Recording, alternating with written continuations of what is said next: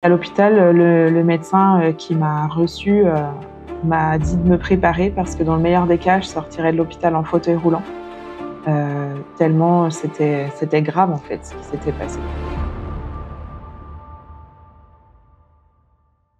Bonjour, je m'appelle Sarah Hollon, je suis, formatrice pour les chrétiennes qui sont entrepreneurs ou qui lancent leurs projets. Je les aide à développer leur business et leur communication pour que ce soit aligné avec leur foi, avec ce que Dieu veut pour elles. Mais il y a plusieurs années, j'étais pas du tout chrétienne et je vais vous raconter comment j'ai rencontré Jésus. Alors, j'avais fêté mes 20 ans et j'ai rencontré, un gars qui était, vraiment envoûtant. Je saurais pas trop comment le décrire parce qu'il était pas, spécialement beau et tout ça, mais clairement, quand je l'ai vu, danser, on était en boîte et tout et vraiment ça m'a envoûtée et donc on a commencé à discuter et puis ce gars, il faisait, ce que j'avais toujours voulu faire à ce moment-là, c'était organiser des événements. Il m'a proposé de me lancer dans l'aventure avec lui et c'est ce que j'ai fait. Donc on s'est lancés, pour faire ça, mais aussi en couple et on a monté une association, ensemble dont j'avais, toutes les responsabilités, juridiques. Évidemment, à cette époque-là, j'étais pas trop consciente de ce qui était en train de se passer, des responsabilités, financières et juridiques, qui étaient sur moi. On a ouvert des comptes en banque dans quasiment, toutes les banques, possibles, à cette époque, avec, des débits différés, avec des autorisations de découvert et puis on a commencé en fait à ce qu'il appelait investir. Donc, en gros, on dépensait de l'argent qu'on n'avait pas. On creusait des découverts partout dans les différents comptes. On payait, des choses par chèque alors qu'on n'avait pas de provision. Bref, on faisait plein de choses et c'est ce que lui appelait investir. À ce moment-là, il était vraiment, très doué pour, me mettre en valeur, pour me faire prendre confiance en moi, pour m'encourager et évidemment, bah, c'était ce que j'avais besoin d'entendre donc bah, j'étais bien amadouée. Donc je suivais, un peu bêtement tout ce qu'il me disait et au bout de quelques mois, j'ai commencé à me poser un peu des questions et puis il a changé de ton en me parlant. C'était plus que j'étais douée, que j'étais capable, que j'étais une super présidente et tout ça, mais c'était que j'étais une poule mouillée, que j'avais peur à la moindre difficulté, que j'avais envie de fuir. Enfin bref, que des trucs comme ça. Puis il a commencé à me dénigrer. Euh, donc c'était vraiment pas facile parce que moi je me retrouvais dans cette situation avec envie de partir, oui, mais sauf qu'on avait déjà plusieurs dizaines de milliers d'euros de dettes partout, tout confondu, donc c'était pas possible et j'espérais qu'un jour ça marcherait pour que ça puisse rentabiliser. Faut savoir aussi qu'on avait pris, un logement, qui était loin de là où on travaillait, où il fallait qu'on prenne le train pour pouvoir, y aller, donc aller à la maison ou aller travailler et la moto parce que la maison était assez loin de la gare. On n'avait pas le permis, ni voiture, ni moto, ni lui, ni moi. On n'avait pas d'argent, donc on payait pas le train. On enchaînait les amendes et tout ça, donc c'était voilà, pas super au niveau de comment on se sent, éthiquement, moralement. Et puis, 11 mois après que je l'ai rencontré, donc ça a été quand même, court mais très intense. 11 mois après, on a eu, on partait, travailler. Donc on était sur la moto, on s'était disputés parce qu'il y avait encore des difficultés et tout ça. Il roulait super vite parce qu'on était en retard et on a doublé une voiture qui n'avançait pas et la voiture, visiblement devait tourner à gauche mais n'avait pas mis son clignotant donc elle a tourné pendant qu'on était en train de la doubler. La roue avant de la moto a percuté la roue avant de la voiture donc j'ai fait, un vol plané parce que j'étais à l'arrière. J'ai fait un vol plané et je suis tombée, plusieurs centaines de mètres plus loin. Il faut savoir que j'avais pas d'équipement de moto, puisqu'on n'avait pas d'argent pour acheter les gros blousons et tout ça. On n'avait même pas de casque intégral. Donc on roulait à moto avec des casques de scooter avec une petite lanière. J'ai perdu mon casque. Je me suis retrouvée, à terre, donc avec du sang partout, avec, plus de casque, plus possibilité de bouger. Vraiment mon corps bougeait pas en fait. Je sentais qu'il y avait du sang sur mes jambes, sur mon visage, j'en avais dans les yeux, dans le nez, dans la bouche. C'était très désagréable. Bizarrement, j'ai pas perdu connaissance, mais clairement, j'étais un peu, shootée à l'adrénaline ou quelque chose comme ça et du coup, je racontais un peu n'importe quoi.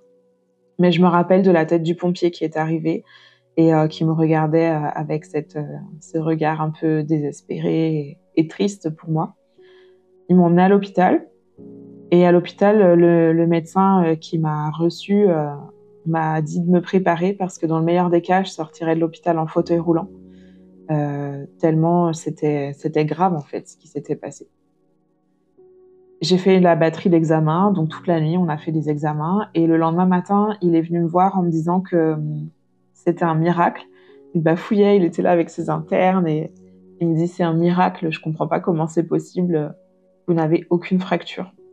J'avais aucune fracture, ni, à la jambe alors que j'avais le genou complètement ouvert, ni ailleurs, ni au bassin, ni rien. Mais par contre, j'avais la chair qui était déchiquetée, donc j'avais perdu mon casque, hein. J'étais, complètement ouverte sur le front, le nez, au-dessus de la bouche. J'avais perdu des dents, et puis jusqu'à l'oreille. J'avais même pas le nez qui était cassé. Donc il savait pas trop comment l'expliquer. Il a sorti le mot, miracle. Et je suis restée à l'hôpital que 4 jours. Ils m'ont recousue et puis, je suis sortie. Je suis retournée chez mes parents. Pour moi, c'était plus possible de retourner, avec lui. Pour moi, c'était vraiment le coup qu'il me fallait sur la tête pour, sortir de cette relation complètement toxique et et voilà, c'est ce que j'ai fait. Évidemment, peu de temps après, il a disparu dans la nature et je me suis retrouvée avec toutes les dettes à mon nom. Donc je fêtais mes 21 ans.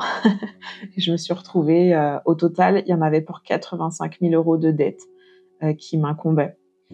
Donc j'ai fait, quelques mois en mode, pump it up, j'ai failli mourir, il faut que je profite de la vie, je sortais en boîte avec mes copains, j'avais ma béquille, j'avais des dents en moins. J'avais encore, les énormes cicatrices et tout, mais tous les week-ends, j'étais en boîte, j'ai bu beaucoup d'alcool, j'ai eu beaucoup de relations, avec des garçons. Hem, Bref, je faisais ce qu'à l'époque j'appelais profiter de la vie. Mais n'empêche qu'il y avait toujours cette question du miracle qui me poursuivait, quoi. Je me demandais: «Mais comment c'est possible?» Et j'avais un peu cette impression qu'il y avait quelqu'un qui avait mis des mains sous ma tête parce que dans ma conception, je fais un vol plané, mon casque, part, forcément ma tête s'explose par terre, quoi. Et là, c'est pas possible que j'ai rien.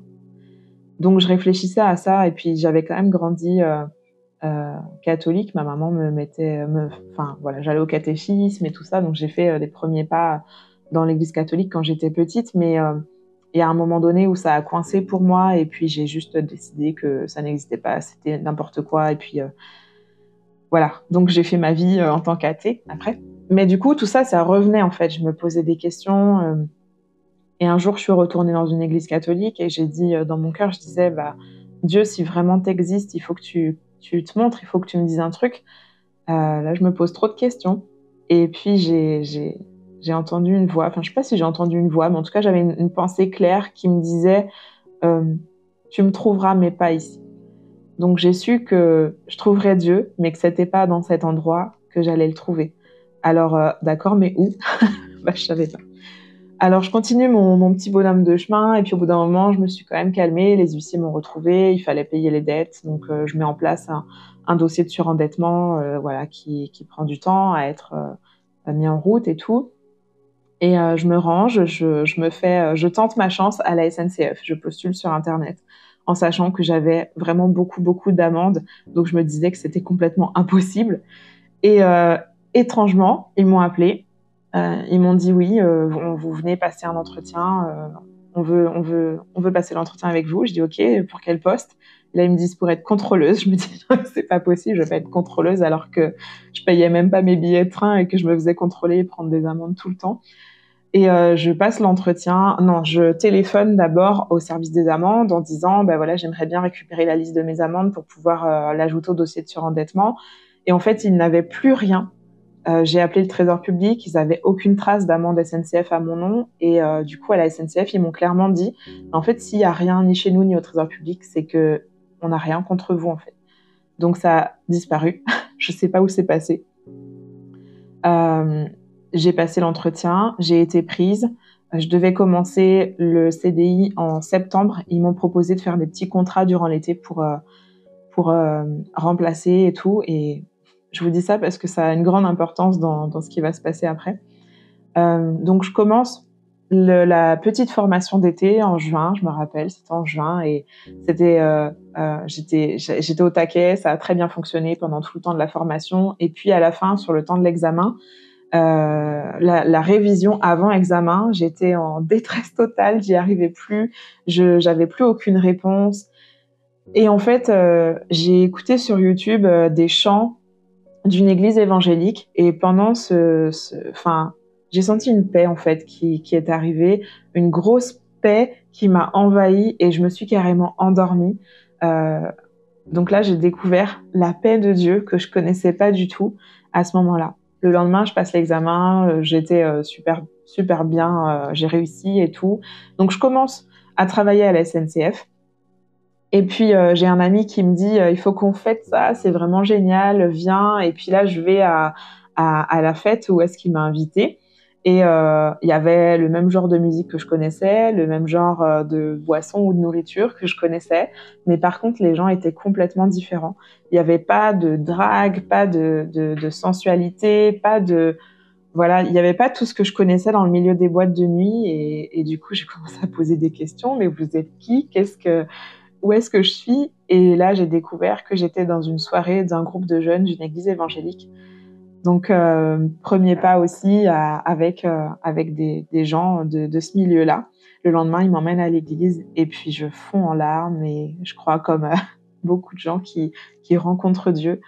Dieu nous parle et c'était fort ce jour-là. Et voilà, à partir de ce moment-là, j'ai plus jamais quitté l'église évangélique. J'ai changé d'église parce que j'ai déménagé, mais j'ai jamais quitté Dieu parce que c'est là que je l'ai trouvé et je crois vraiment qu'il est là. Donc je continue à travailler à la SNCF et puis en août, mon dossier de surendettement est jugé et ils actent que puisque je suis solvable, alors je vais devoir payer le maximum qu'ils pouvaient me faire payer, c'était 35 000 €, donc 365 € par an pendant 8 ans que je devais payer j'avais pas encore fêté mes 22 ans. Donc c'était une somme énorme, même s'ils avaient déjà pu enlever une partie. En fait, ils n'ont pas enlevé une partie, mais ils m'ont fait payer le maximum que ce que légalement ils pouvaient me mettre sur le dos. Et, moi, j'étais un peu en colère, en fait, parce que à ce moment-là, la Banque de France, si on était insolvable, elle pouvait nous enlever la dette complètement. Elle pouvait juste effacer notre dette et nous permettre de recommencer à zéro. Et là, du coup, j'ai été en colère contre Dieu. C'était ma première colère contre Dieu. Ça faisait 2 mois que je le connaissais. Parce que je me suis dit, mais le CDI était en septembre. Si en août, j'avais été sans CDI, j'aurais été insolvable et ils auraient effacé ma dette. Mais pourquoi est-ce que tu m'as fait commencer 2-3 mois plus tôt pour finalement me retrouver à payer pendant 8 ans? J'étais tellement en colère contre Dieu. Et en octobre, j'ai été convoquée au commissariat parce qu'il y avait quelqu'un qui avait porté plainte contre moi. La personne avait porté plainte contre moi pour escroquerie par rapport à ce que j'avais pu faire avec mon ex. Et voilà, escroquerie, donc le flic était vraiment contre moi. Il m'a fait faire les photos. Je suis descendue au sous-sol du commissariat. J'ai fait les photos là avec l'ardoise et tout. J'ai posé mes empreintes et tout. Il voulait vraiment me faire tomber. Et en fait, ce qui m'a sauvée de ça, c'est que je payais mes dettes. C'est parce que j'avais un plan de remboursement auprès de la Banque de France et que je payais depuis peu. Ils pouvaient plus rien contre moi, en fait.